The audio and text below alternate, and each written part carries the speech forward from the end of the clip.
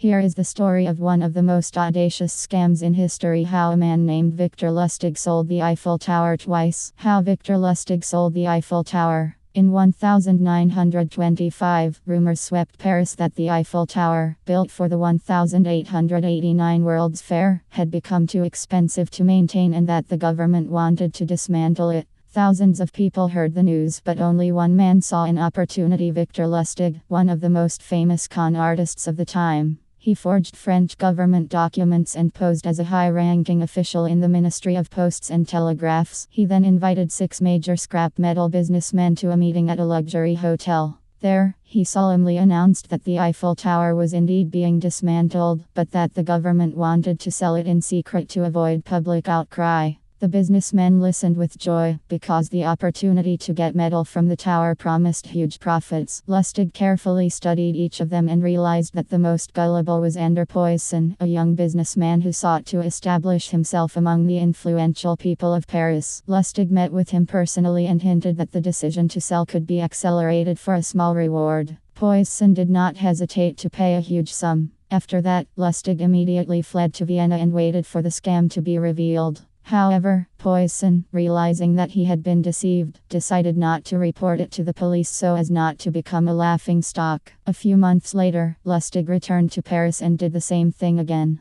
He found new buyers and sold the tower again, but this time one of them turned to the police. Lustig managed to escape to the United States, where he continued his scams for a long time until he was captured in 1935. This story became one of the most audacious scams in history, and even today it is remembered as a classic example of ingenious fraud.